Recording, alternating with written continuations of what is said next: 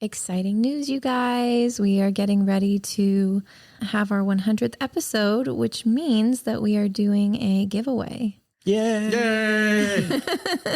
I'm going to tell you what you could win and how you can enter, and then you can reach out to us. So you could be the grand prize winner of Church History in Plain Language book and workbook. That's a classic from Bruce Shelley.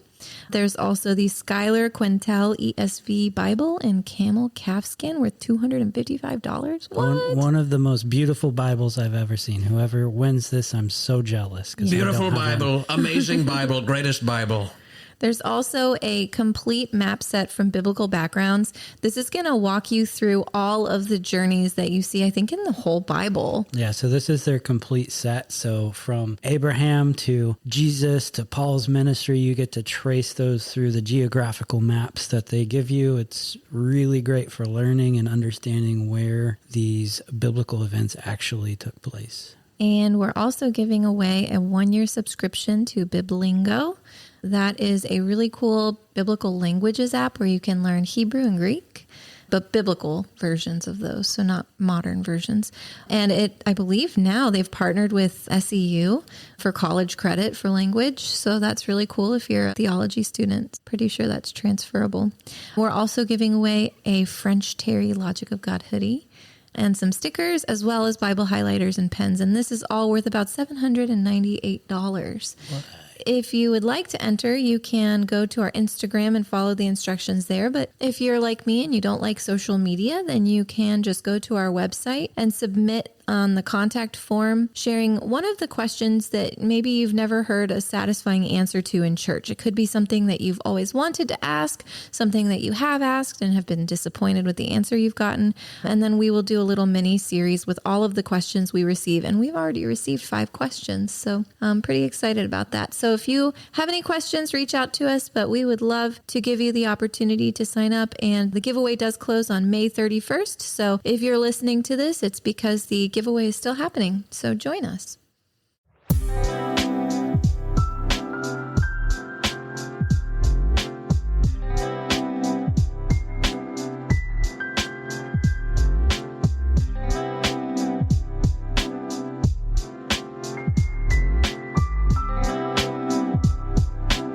Hi, thank you for tuning in to the Logic of God podcast. I'm Cody. I'm Gina. And I'm Ben. If you're returning, thank you for coming back. And if you are a new guest, welcome.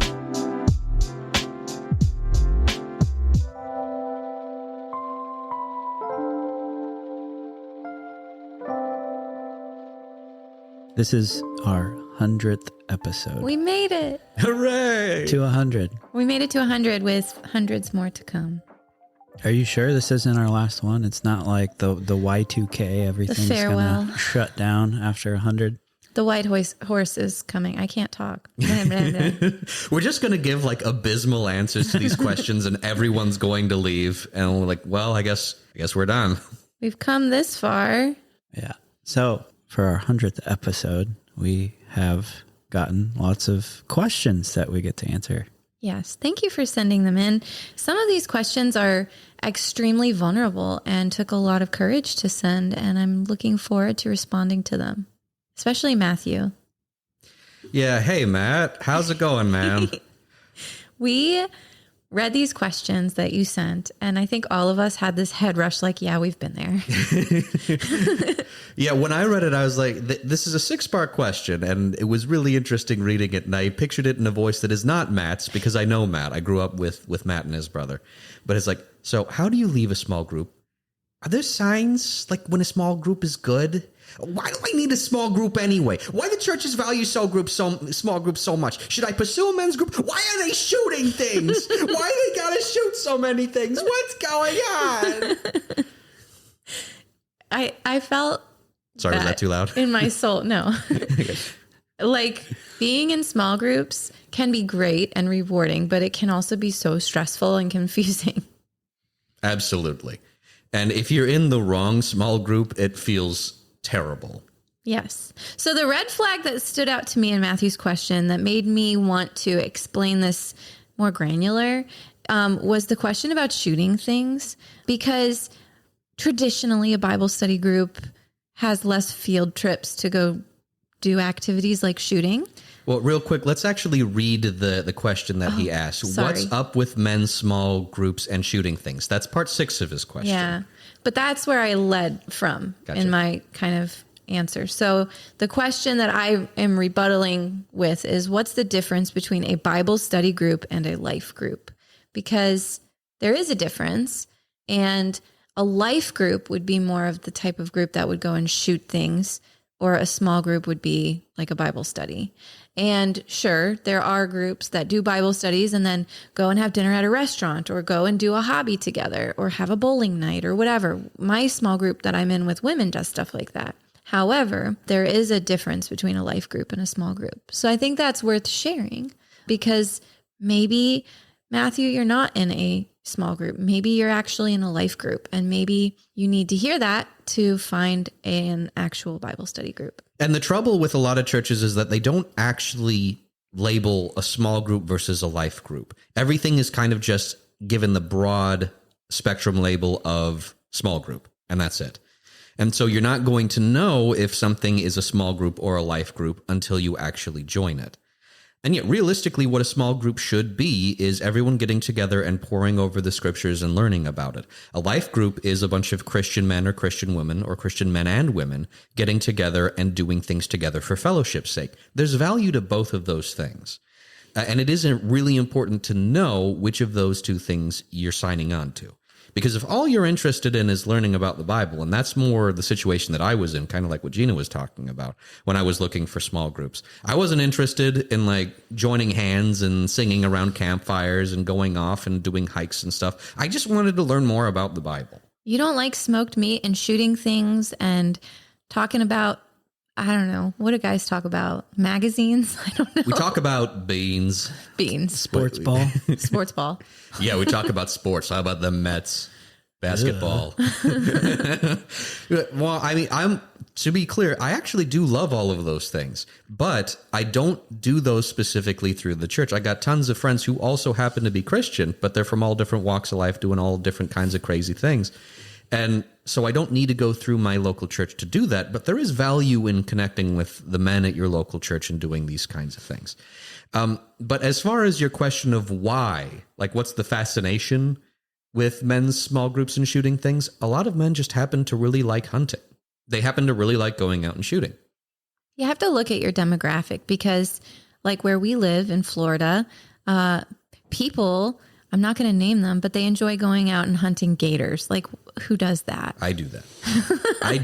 But I did that once. But fishing and like boating, and there's a lot of like niche hobbies because of where we live. And, you know, that demographic is pervasive. And so it sometimes can be difficult to find people who maybe don't enjoy doing those things. Or maybe a lot of people do those things because it's the cool thing to do, but it's not really what they want to do, but that's what's available.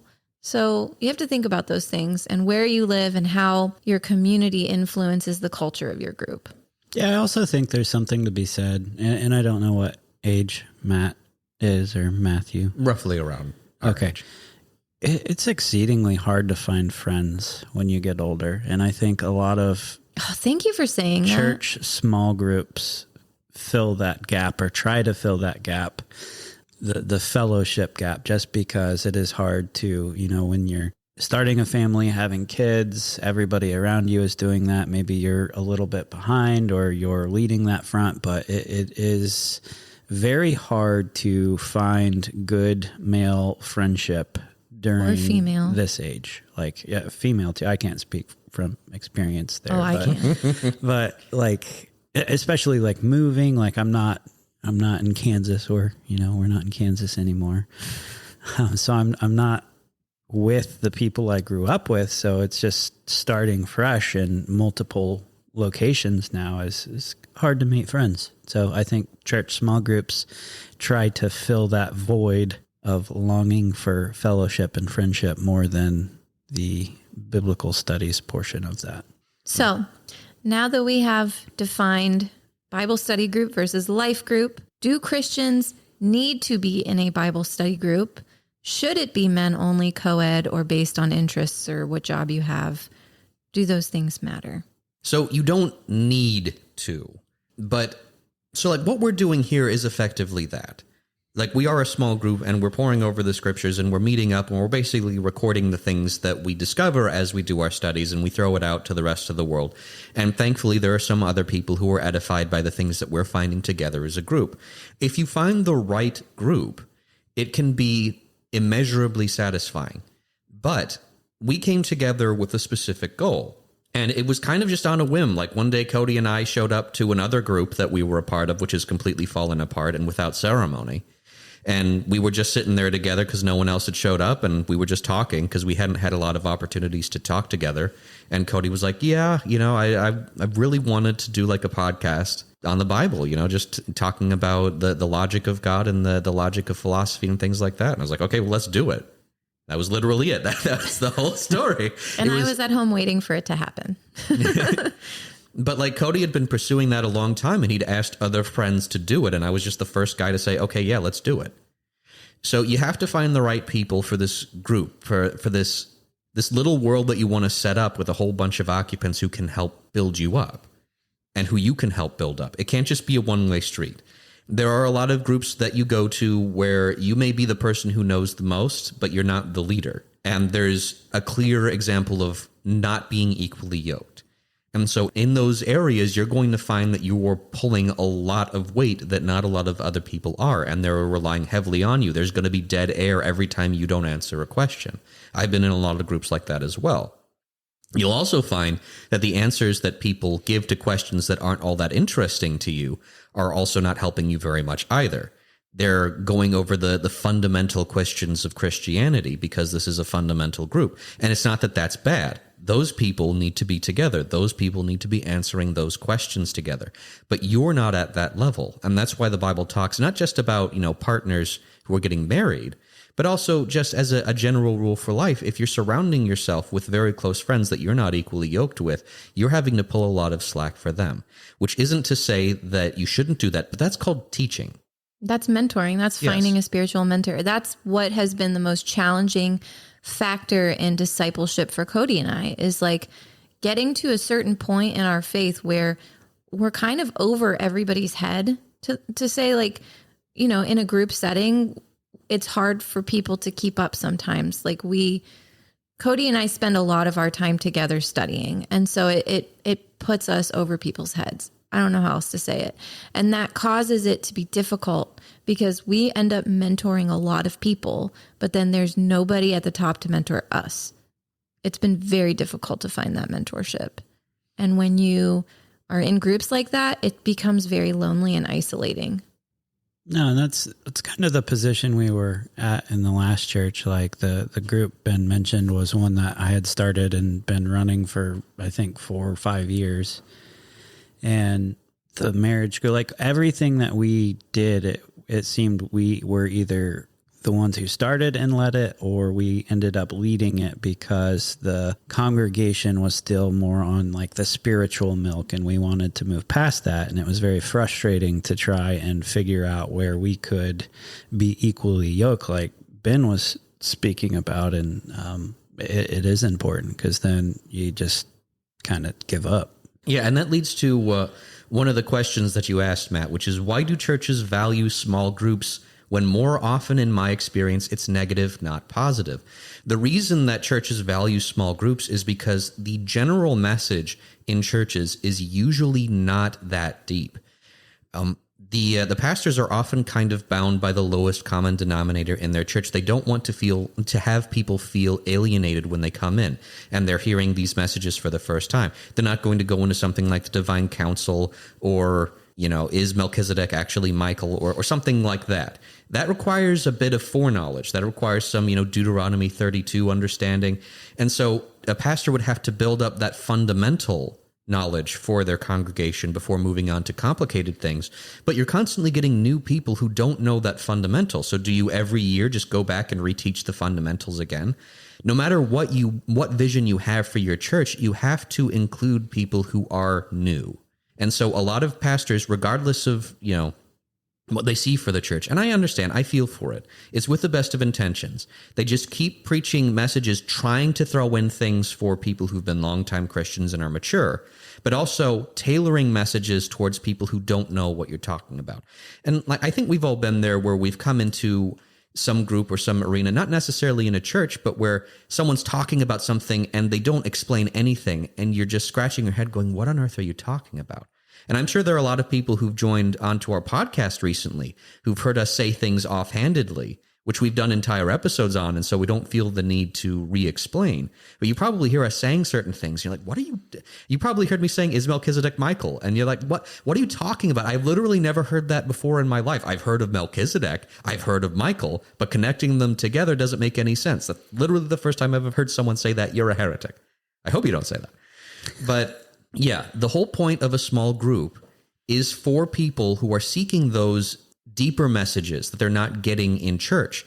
It's for that. You're supposed to be getting those deeper messages through a group leader who knows more and wants to teach what he knows or she knows to you. And so you get together as a group and you're supposed to learn the things you aren't learning in the main messages in the church, or at least diving deeper and getting more meat rather than the milk. This is that iron sharpening iron that's supposed to be happening, but it doesn't often happen. Yeah. It's a way for pastors to kind of delegate to, because the congregation sizes of churches today, there is no way to maintain a discipleship mentality from the pastor down to the entire congregation. I don't think it's designed. I don't think it's the intention of churches for the pastor to disciple every single person. Like, we can't fairly expect a pastor to even disciple 50 people. Absolutely not. But everybody wants to be discipled by the pastor. Oh, daddy pastor? Yes, daddy pastor. Oh, dear. Makes me grumpy. It does. I mean, and you see that. I've always said it, even, if there's a congregation of 100, 200, 2,000, 5,000, like, the pastor in that setting is instantly the most famous person. They're who everybody wants to talk to. They're who everybody wants approval from. They're who everybody wants to learn from, because they have this elevated sense of closeness to God. And I think it's important when going to small groups to not view, if your pastor's not part of it or you don't have the smartest guy in the small group there, it can still be edifying, but you need to be the smartest person together. If that makes sense, maybe not. It does. I just don't want to throw scripture at Matt or anybody saying like, well, the Bible says we're not meant to do life alone, so of course you need a group. Like, I don't want to be like that, because that's that guilt trip that you get served when you go to church and get told to join a group. But you don't want to do your life alone. You don't want to hide your light under a bushel, and we'll get to that in a minute. But like, ultimately, you do need to be around people that can help edify and encourage and hold you accountable in your faith, whether that's in a group or just a friendship or a podcast that you write into. You do need to surround yourself with people who can help you grow.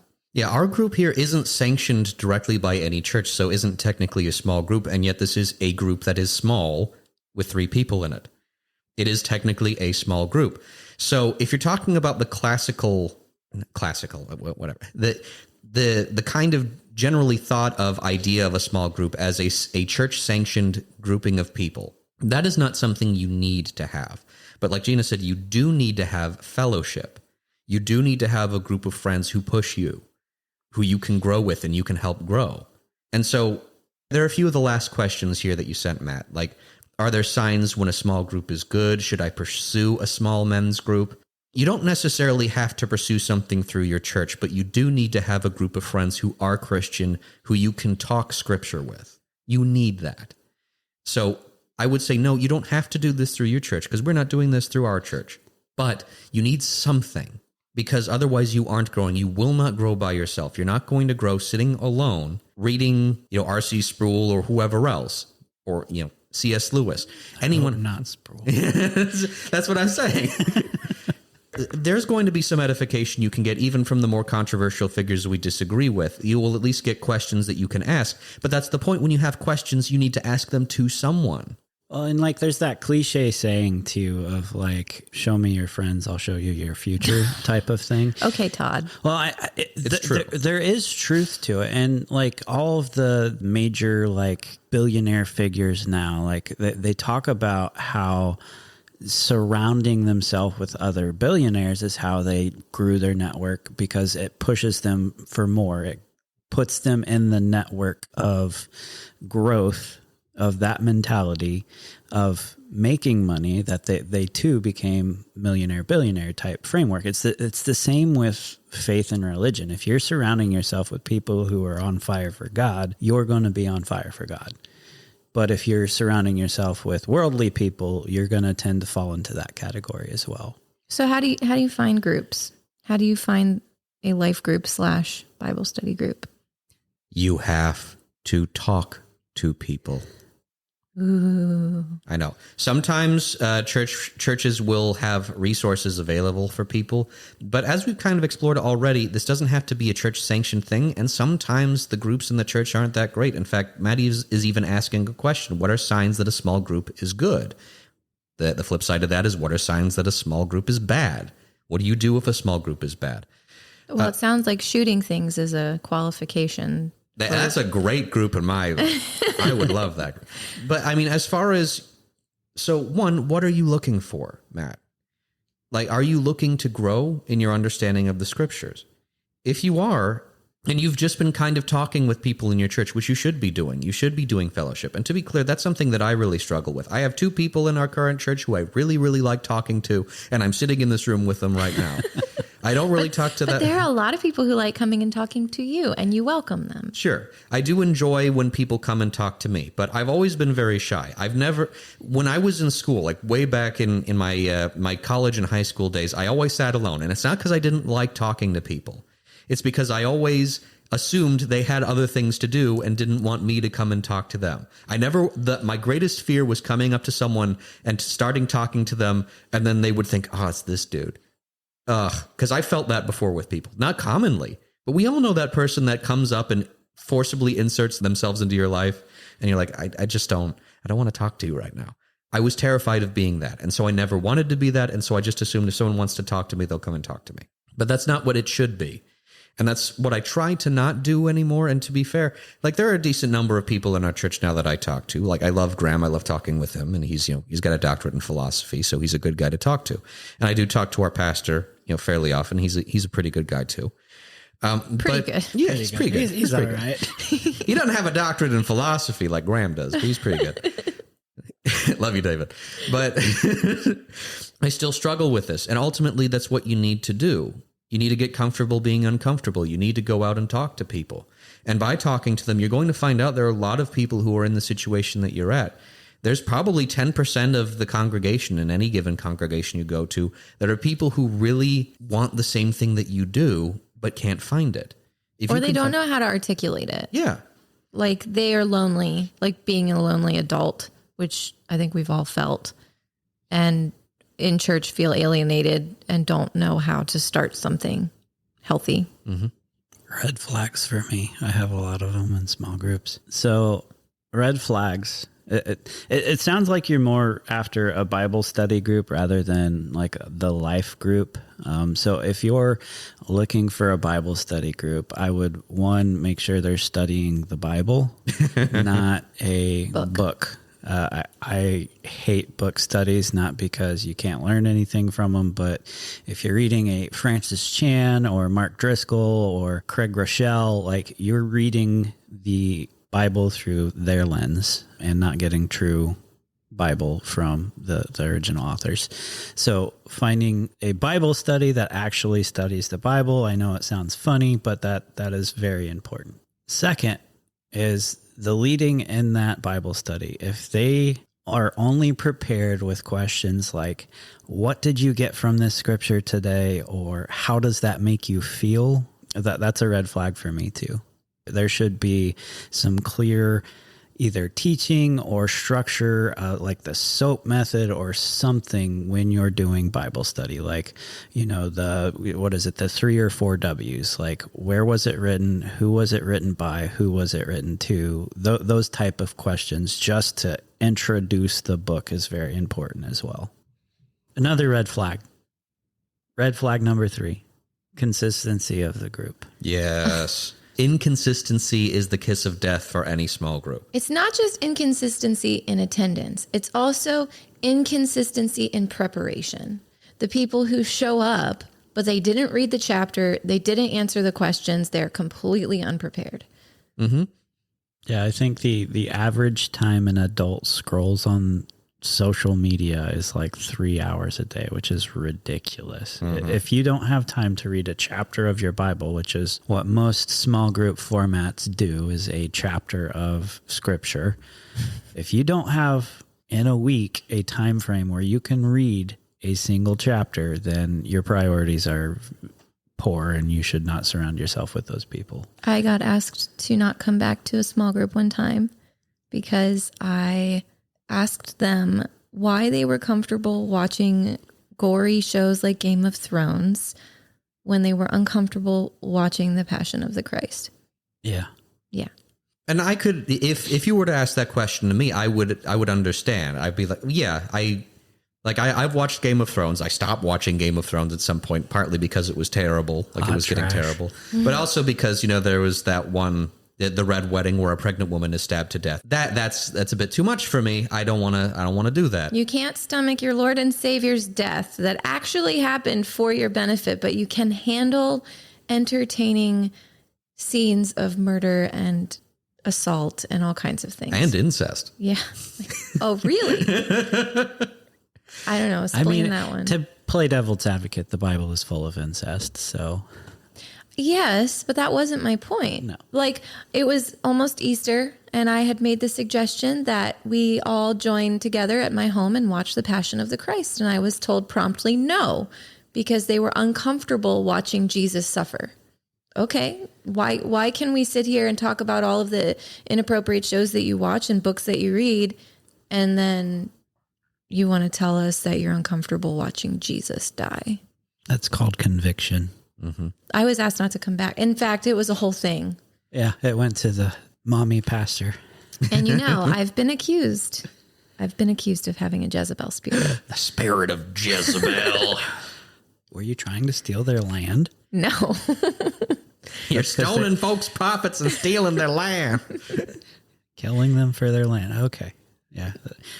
They call you that because they don't know the context of a Jezebel spirit. Of course not. But it's amazing to me how, I'm not the kind of woman that enjoys delicate tea parties.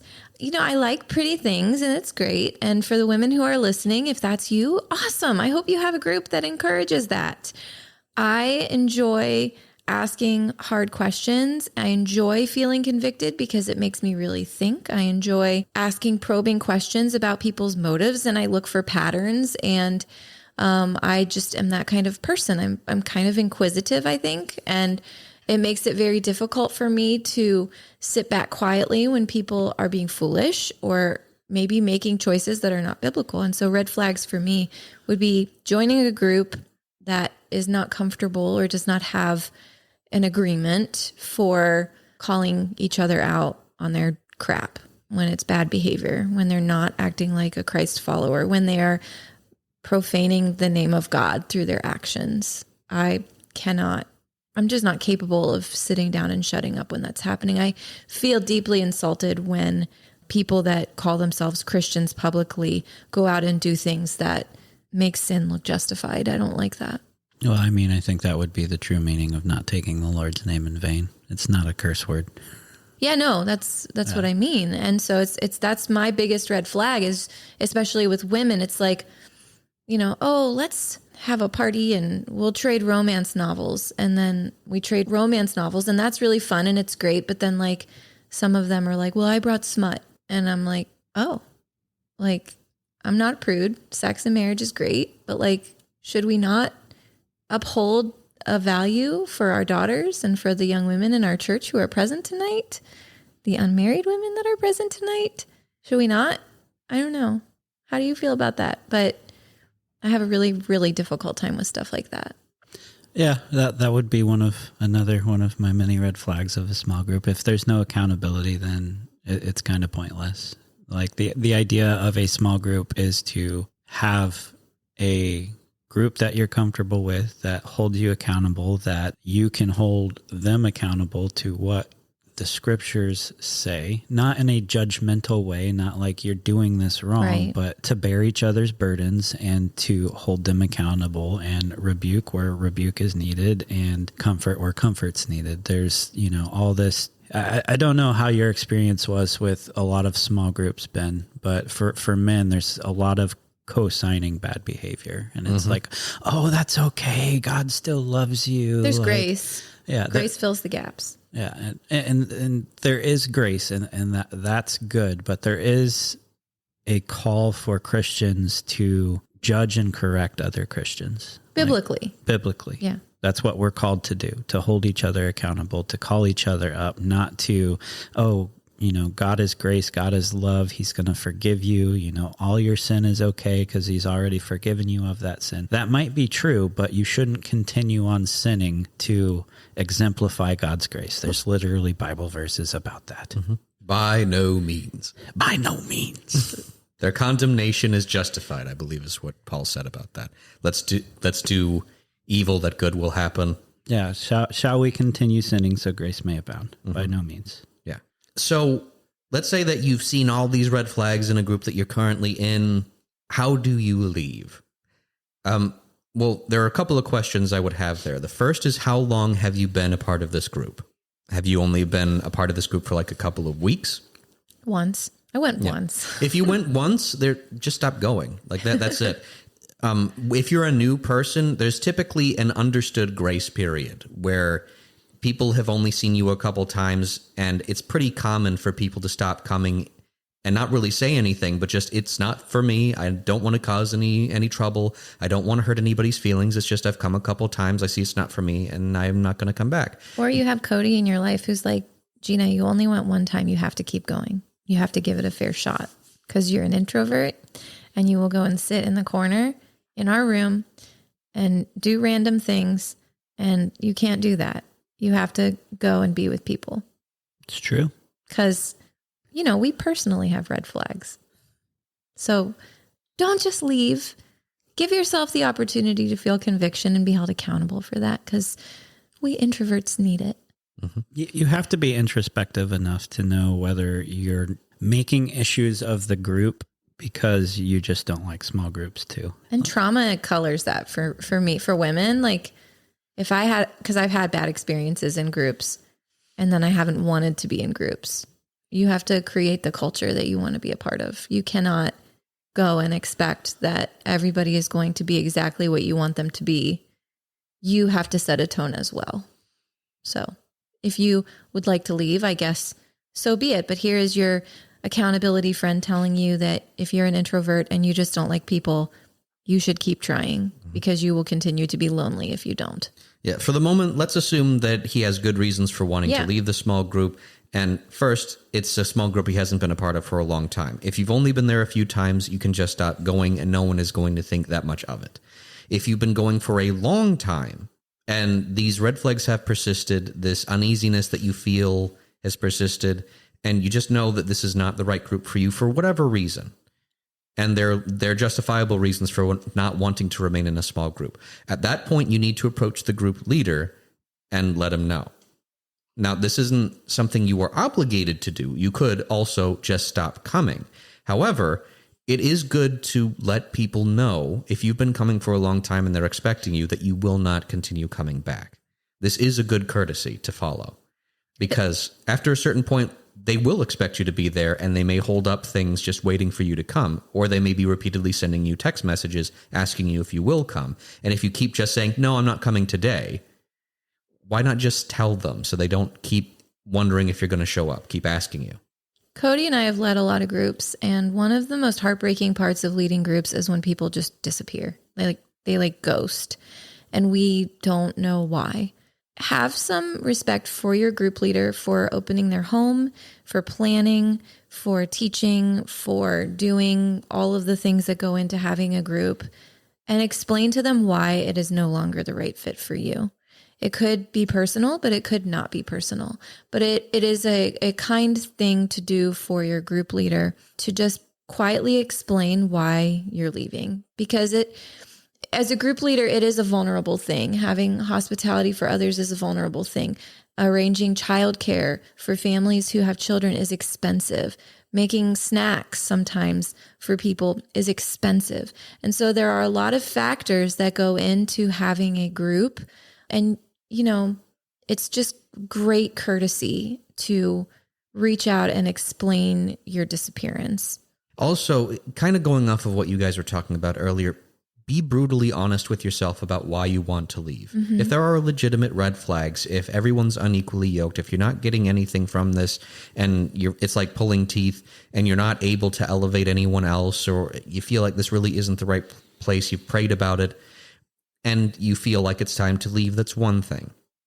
But if these are a bunch of like large, burly, manly men with beards who like to go out and hunt things, and this is a life group, and you've been coming here for a very long time, and it's just you're kind of sick and fed up, and you don't feel like these are the same kind of men that you are, is that the right reason to leave? This may be a life group and you wanted a small group, but there are times where a life group is actually what you need. Not that long ago, I didn't do any shooting either. I never did any hunting. I didn't start shooting guns until 2018, and I was very uncomfortable starting it because I knew nothing about it. I thought I knew something about it, but then I got to a range and there was this old dude, very Southern gentleman, teaching me how to shoot guns. And I realized how very little I knew about even the most basics of gun safety. And he taught me everything in a couple hours, and it was actually a lot of fun by the end of it. But then spending time around other people who actually knew a lot about guns was very daunting because it's like, I don't know anything compared to these guys, and they're saying all sorts of things I don't understand.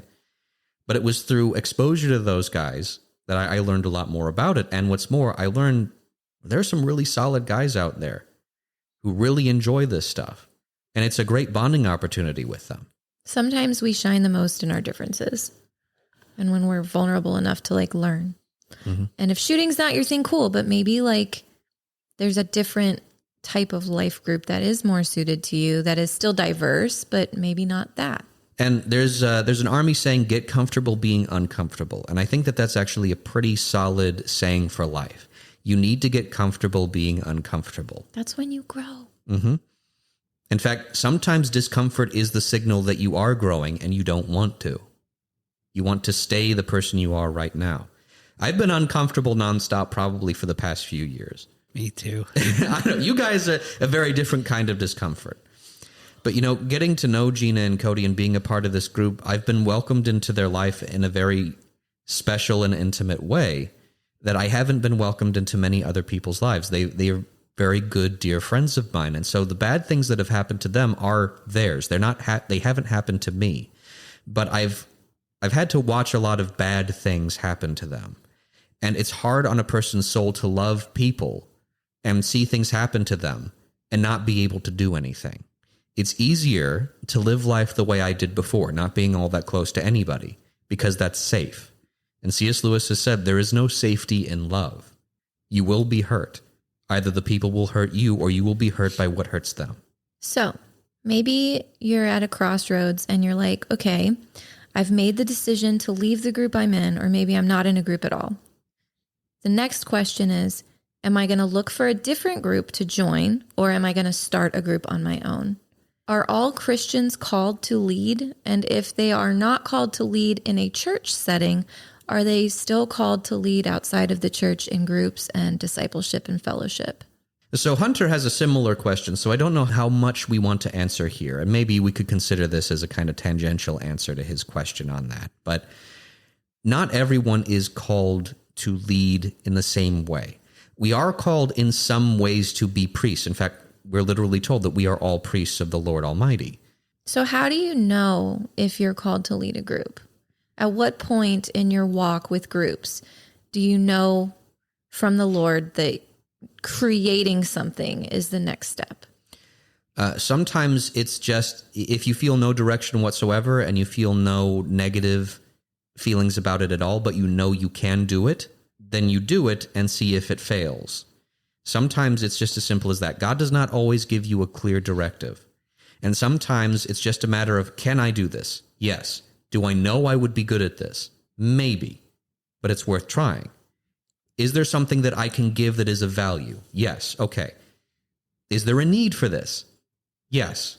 Well, then I will give it a try, because if there's a need and I know I can at least try it, and there are people who would be edified and there's something that I can give, there's no reason not to unless God tells you no. And then once you give it a try and you find all of the areas that you're not particularly good at, sometimes that's a sign that you shouldn't continue. You need to be very self-critical. You need to be very self-aware and understand what's going wrong and why, if things are going wrong.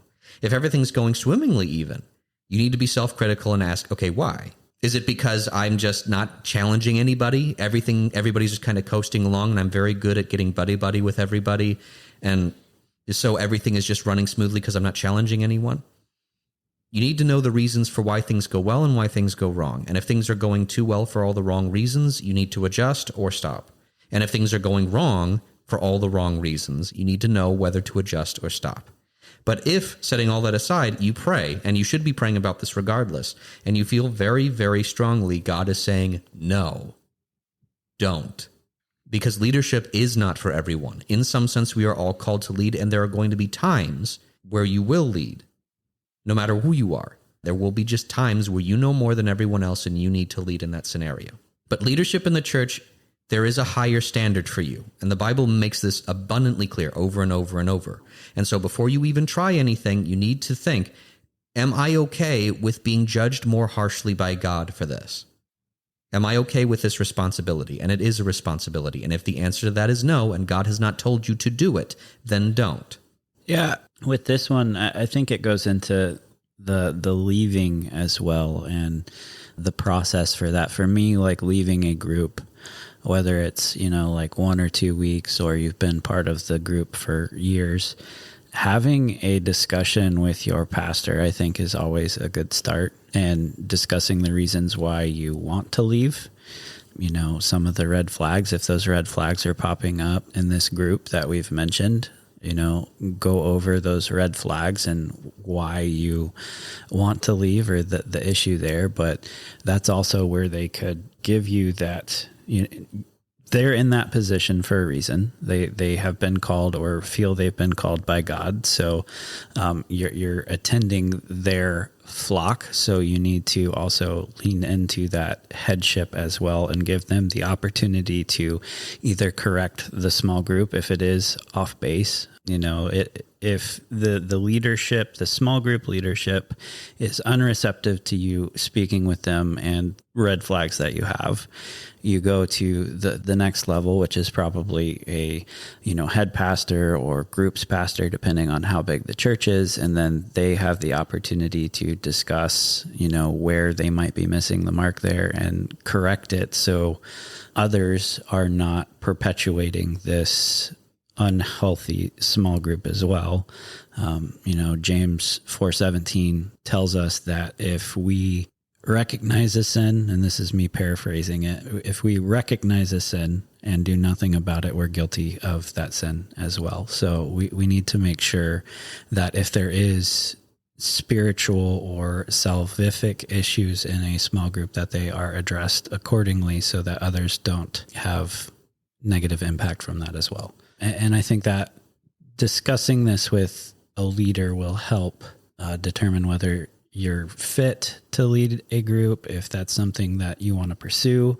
I'm very for people leading groups, but also being equipped to do so. So there usually is, if it is a solid church, there's some leadership development that they should put you through to help you get equipped to lead in a setting of small groups. So going to a leader in the church, if you're wanting to leave or start, I think is the best scenario. I will say I've been very disappointed when I've gone to church leadership with these concerns. Oftentimes I get a non-answer, a non-response, or I just get like I'll be praying for you, which is still a non-answer in my opinion. And that's part of why I think we're doing this. It is, but that's also one of the reasons we left the church that that mainly happened at. Of course. Yes. So that could bring larger issues where the church leadership is not in a position to lead as well. And maybe it's time to reconsider the church. I am not for telling people to leave the church, but find a different. If there's inaction in leadership to correct detrimental issues in salvific or major underlying issues in small groups, then you should consider leadership at that church as well. Yeah. I think maybe we all have different opinions on this, so I'm going to share mine, but I don't think that small groups have to exist exclusively through a church. I think what we're doing counts as a small group, and that has no governing body from a church. I think there are online forums that have moderators, but they're not necessarily like, educated pastors or anything. There are some really edifying conversations. Cody and I have both experienced in online forums pertaining to Christianity and just understanding different themes in the Bible that are maybe higher level or scholarly. Even groups formed at seminary, there are some great discussions that happen in the message boards through Moody that we've experienced. Also, not some great conversations that have happened. But all of those, to me, qualify and can develop into a group kind of environment. And they're not typical, they're not in person. We go to school online. We do a lot of our media online. We're a podcast. So the people who sent us questions are all over the world. It's hard for me to believe in this era that we live in with technology that groups are limited to just sitting around a campfire or a coffee table or whatever. It doesn't have to be in person. And so if you're maybe a person who thrives in online communities, maybe that's a place that you can go and look for fellowship. Just know that the risks and red flags online can be sneakier and trickier than they would be in person. And, you run into a lot of trolls and a lot of weird stuff. So it's not a one size fits all. There are groups for everybody. You just have to take the initiative to find them. And then once you get in them, you kind of have to make sure that you contribute positively to the culture of the group and help influence where you can. That's one thing that Cody and I learned at the church that we ended up leaving was how to influence people. And I don't really enjoy saying things like that, but it is important to understand the power of your voice and the authority that you may have and how to encourage a healthy environment for your group and how to influence people to lead conversations in a holy direction instead of in a worldly direction. So that's it. That's all I have.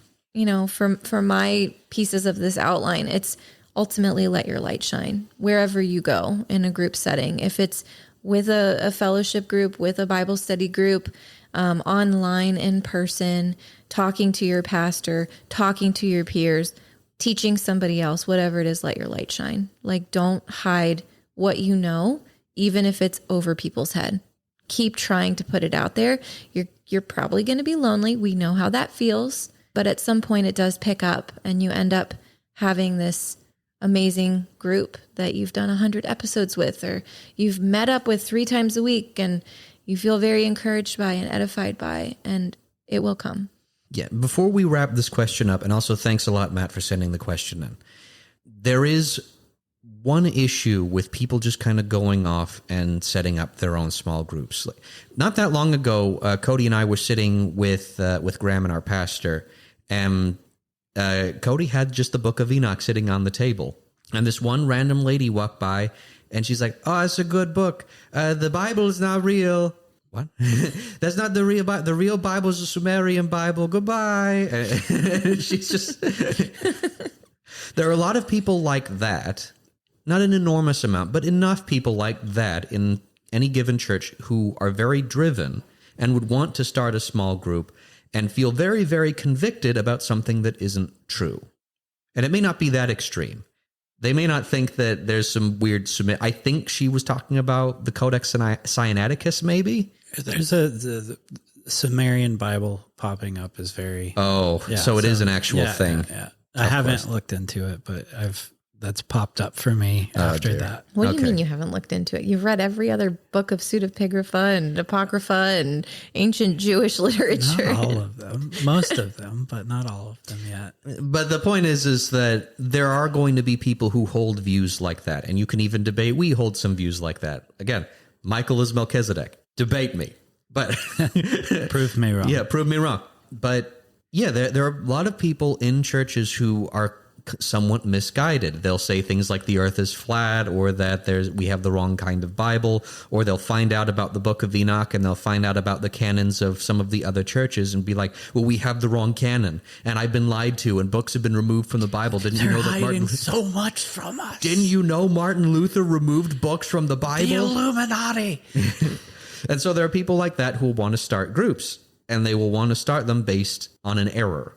And one of the benefits of starting a group through a church is that oftentimes your pastor is already well aware of these people and will not hand off authority to them because they know they're a bit loony. They don't want to throw them out of the church. They're an earnest error. Like, they genuinely believe these things, but they're wrong, and they shouldn't be teaching these things to other people. So one of the benefits of going through a church is that, yeah, oftentimes the pastor kind of knows the people who should be in leadership, or at least that's the ideal. I've been in enough churches where that is very clear. The pastor knows probably in the first couple times of meeting someone if they want someone to lead a group or not. And so they'll be actively pursuing those people regularly. Every time they shake their hands, hey, do you want to start a small group? Hey, do you want to do a leadership group? And so that's their whole thing. Every single time they meet with this person, they want to push them into leadership. So that's one of the benefits of going through a church. However, I don't disagree with you, Gina. It doesn't have to be through a church. You just have to moderate it. Yes. There's a lot of good options, and it seems like a lot of people are pushing that. Like, I know the Two Tree podcast is like started this online, like, more in-depth group. The Bema podcast has done remote groups all over the country. Bible Study Fellowship is a great one. Yeah. I mean, it's kind of a mixed bag. I've been in it. There's some interesting things that happen in Bible Study Fellowship, but ultimately they do go pretty line by line in Scripture. So if that's what you're looking for, that might be a great online option for you. And I know one of Heiser's things, the Awakening School of Theology has just started a long study on Job, like, where they have like every month they have, it's called Ask a Scholar, and they send out reading plans. So like, that's potential too. I don't want to get away from meeting in person, because I think there is value in meeting with people that can hold you accountable in person, and vice versa. You can hold them accountable, but some people live in small towns and don't have that opportunity. So I don't think online is a bad option either. No. And we're online, so we can't really throw stones. I know. Go to our website. If you guys are like listening and you're like, hey, I need to get connected with a group, we can help you if you would like advice. So reach out. But Matthew, thank you for being vulnerable and exasperated. I got exasperation from your message. So thank you for that. It made me laugh because it's so relatable. I think it's probably universal for Christians to experience like a weird group, it's just part of being. No, like all the stuff you mentioned, like I think we've been there, the shooting. I love guns. I love shooting. I love sports, but I did not look for church activities for those things. So, We did try a music group. Cody's meaning behind the music. hey, that would have been a great group. It would have been a great group. You'd have made a great Dixieland jazz band. All right. So are we able to move on? Yes, I think question 2 from Winter. Winter's question is, did Adam have a belly button? Har, har, har. Har, har, har. Haven't heard that one before. He needs to tell you something. He has no belly button. His real question regarding Genesis, at what point in time did views on how the earth was formed, like old and young earth and theistic evolution, become an issue so important that it became a line in the sand issue? Yeah. So this kind of boils down to like a literal or allegorical reading of Genesis. Like, this debate has been going on since the beginning. Yeah, basically we can separate this question into 2 parts. There's when did evolution become an issue? And when did literal versus allegorical become an issue? And while there are separate answers to those questions, the two questions are actually inexorably tied together because they're tied to the same issue of literal versus allegorical. I will say, I've never personally experienced the issue of young or old Earth being kind of a line in the sand issue. So maybe it's just my own experiential ignorance, but I've never seen this in play firsthand. I've heard about it online and just arguments and, scientists debating and all of that, but it's never been something where I've heard a real life pastor say, you're going to hell because you don't believe that the earth was created in a literal 6 days. Yeah. So this has been going on for a while. It's the line in the sand is relatively new.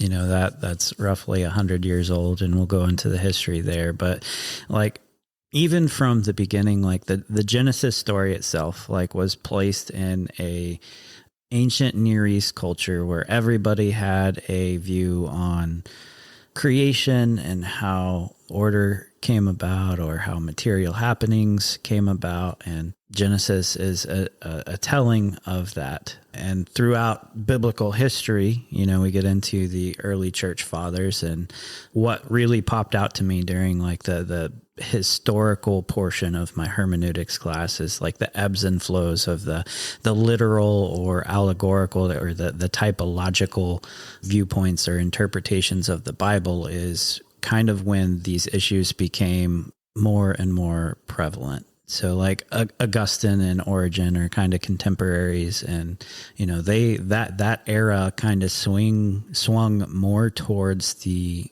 allegorical view. So you have Augustine, God could make the world in one day, so he did make the world in one day. Genesis is more of allegory and poetic, and Origen is, the anthropomorphic or the humanization of God, walking and hands and putting it in humanistic language. Well, this can't be literal because God's spirit, so it's more poetry. So, that is a pendulum swing to the allegorical side of things. And then, it happened many, many times throughout history, but then you get to the Reformation and you see the uptick of a more literal view, and you have some different geological studies and rock formation dating that's coming into existence. And that is also challenging the literal viewpoint. So you have it swing back to, the evolution popping up in the 1800s, and that view challenging,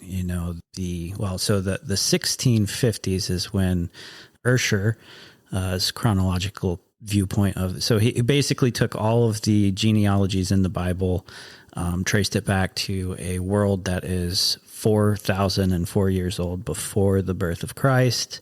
And that's where one of the young earth creation was solidified as a more common religious doctrine, not a dogma at that point, though.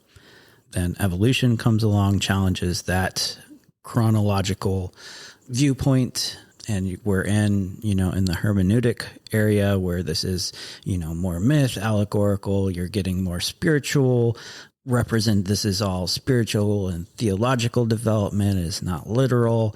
Then you kind of get to the 1900s and where this becomes dogmatic.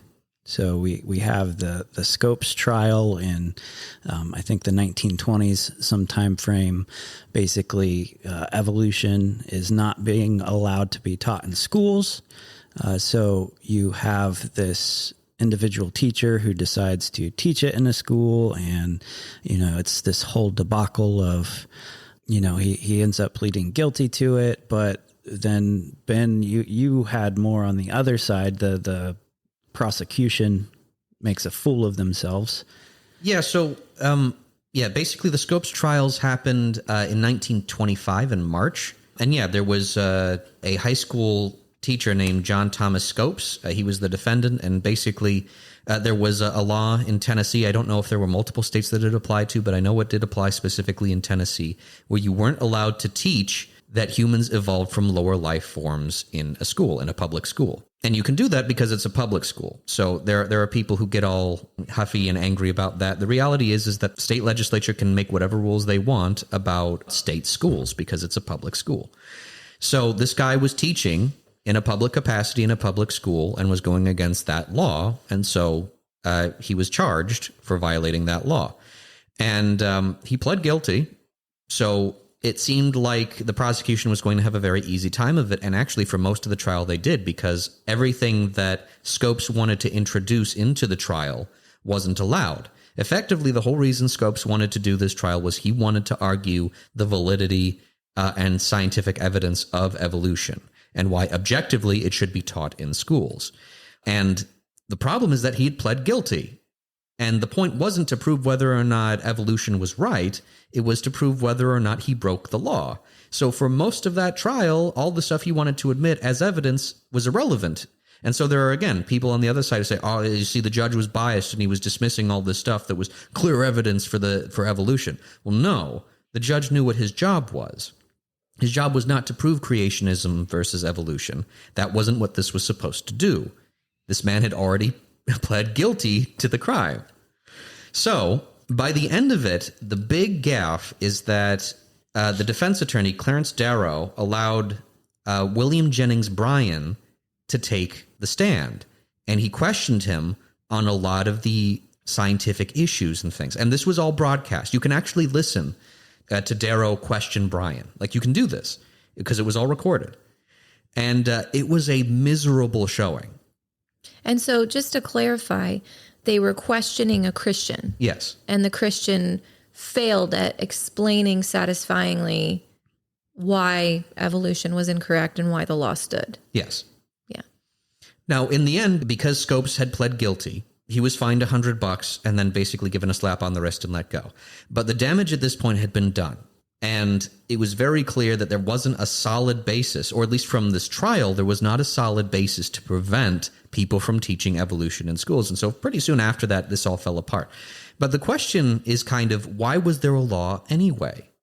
Why was there a law against the teaching of evolution in schools? That seemed to be something of a line in the sand. And this goes back to what Cody was talking about. There's been an ebb and flow in the Christian community for a long time about literal versus figurative interpretation of Genesis. If you hold a literal interpretation of Genesis, then obviously evolution is false. And we wouldn't allow the teaching of false things in schools if they're false. Like, you're not going to teach the four humors in biology class because we know that that's wrong. So if they made a law against teaching the four humors in biology class, we'd all be like, yeah, obviously. I mean, it feels excessive to put a law, but it's funny. Yeah, we don't allow bloodletting in medical schools. Like, there are things that we know don't work, and so we don't teach them. So from that perspective, the law makes sense. However, if you don't hold that view, and there are many, many Christians today who don't hold that view, they hold a figurative interpretation of Genesis, then what you can do with a figurative interpretation of Genesis, like someone like Stephen Meyer or Dr. John Lennox holds, and to be fair, I don't know if Lennox is still as firmly in that camp as he used to be, but definitely Meyer is. They'll say, well, yeah, I believe in Genesis. I believe it's the inspired word of God. I just don't believe it's literal. I think it's poetry, and I think I can find a lot of evolution in this poetic story. And if you squint really hard, I think you can. I don't think that these are idiots. I don't think they're stupid people, and I think they're still Christians with genuine belief. And I do think this is something that we as Christians can civilly disagree on and still be Christians. But we were talking before this podcast even started. There are guys like Ken Ham and Kent Hovind who this is a line in the sand issue for them. And they believe that if you deny it, if you deny a literal interpretation of Genesis, you can't be Christian. And that line in the sand issue does go back a ways as long as the literal versus figurative interpretations have existed. The evolution thing is fairly new. It's in the past 150 years, basically. But literal versus figurative and the line in the sand there has existed for a long time. Yeah, it has. Yeah, so most areas that hold this as a line in the sand issue are more fundamentalist churches in today's day and age. In the 1960s, there was the Genesis flood. I know Whitcomb was one of the authors of that. I can't remember the other. But that was in the 1960s that kind of re-brought up this young earth creationist view. The 90s is when Kent Hovind and Ken Ham just kind of capitalized on this and really made a name for young earth creation, kind of getting into the actual scientific development of that. Like Ken Ham actually has, besides him, I respect a lot of his team a lot more than I respect absolutely. him. Has some great scientists and people who do great work on the, what is his group's called? The Genesis story? Answers in Genesis. Answers in Genesis. So they've done some good stuff. I'm not a huge fan of Ken Ham, but you met him. You shook his hand. I did. We both looked ecstatic. But It's such a funny picture. And like I did the Creation Museum and the Flood, and he was doing a lecture, just so happened to be doing a lecture there. And like, he was one of the guys drawing, the line in the sand. This is a foundational issue. Like if we don't believe in a literal 6 days, then the whole foundation is at stake, and, people lose their salvation because the foundation is at stake. And I just don't agree with that. And for me, I do lean towards the literal interpretation of it, but Genesis to me is not a science book. It's a history book that brings up a lot of different issues, but yeah. So the earth was made in 6 days, and that's that to all of you who are listening. And if you believe no, I'm just kidding. To be clear, that also is the direction that I lean, which may sound strange to people who are aware of the fact that I have a degree in physics. Granted, it's a Bachelor of the Arts, so I'm a little more artsy than science. But like I've learned a lot of the science over the years. I'm not an expert in it by any means. And there's the saying, a scientist who's not a doctor in the field he's talking about is as ignorant as everyone else. I'm not even a doctor. So I've learned a decent amount following people like Dr. Andrew Snelling and Dr. Kurt Weiss and Dr. Steve Austin, as well as many other people. And there's a surprising number of young earth creationists who are scientists and who will give scientific reasons for why they believe.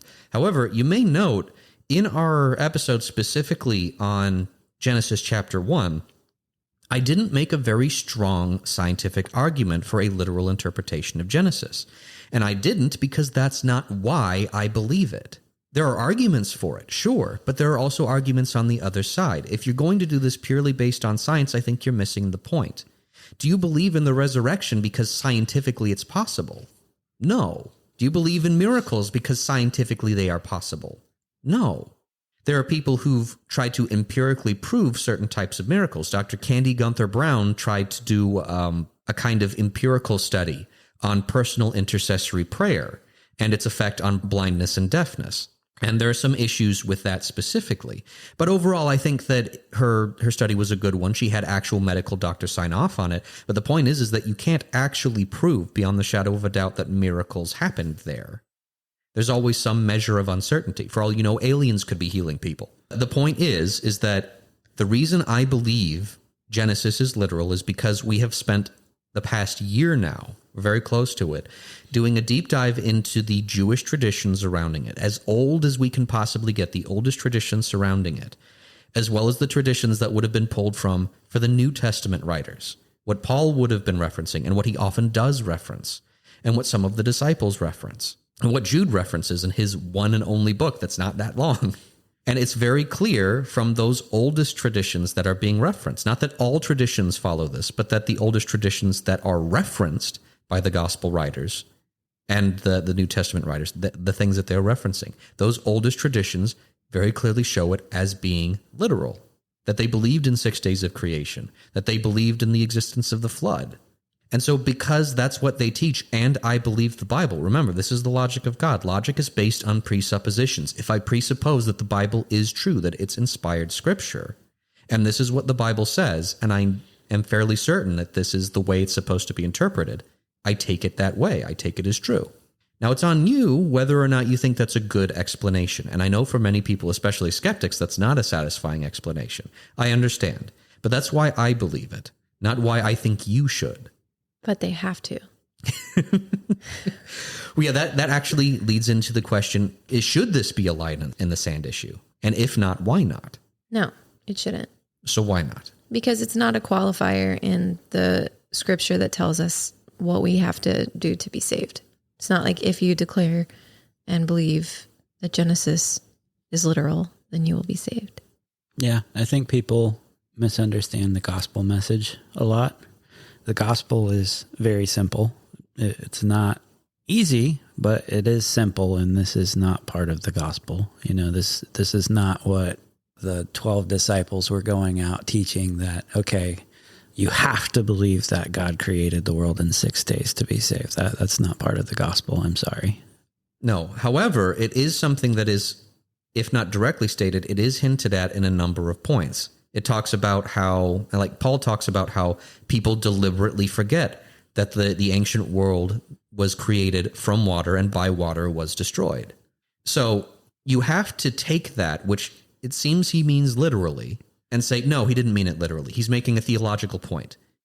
And to be fair, like, we all do that. There are points where we'll point to things in the New Testament and say they're making a theological point. They're not saying something to be completely literal. Like the genealogy in Matthew is not a one-for-one matchup of what we find in Genesis. It's not supposed to be. It's making a theological point. And there are breakdowns of why the genealogy is laid out the way that it is in 3 columns, I think of 17 or 14 or something like that. But there's actual meaning behind the way Matthew laid out those genealogies. But that's the point. Reasonable people can look at these things and give defenses for it.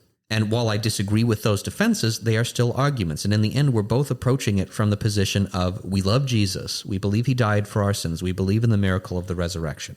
It's when people start questioning the miracle of the resurrection that we get into dicey territory. Mm-hmm. I think there are things that people can question and say they don't believe in the Bible or reinterpret. And I don't think at that point you can call yourself a Christian. There are people who say they are Christian, but say, well, no, that wasn't Jesus, that was Michael. Or say, well, no, Jesus didn't actually die. It's the swoon theory. And he didn't actually do any miracles. He just made people think that they saw miracles. I think you have to approach this argument with a lot of curiosity. Curious about the opposing viewpoint, curious about things you might have never heard before. Genesis, we've learned in the last 5 months, is one of the richest books that exists ever. Not just biblically, but just in general. It is incredibly deep and profound and layered. And Genesis is our inheritance in a way. It is the history of where we come from. And if you look at the poetic sides of it, then you get this beautiful story that hints at the gospel. But if you look at the literal side of it, then you get the functionality of mankind and where it comes from. For me, it doesn't matter exactly how God formed the earth and in what timeline he formed the earth before man. And it's hard for me to care that much how long it took. That's not something that I hyperfixate on, but I know for some people it's a big deal.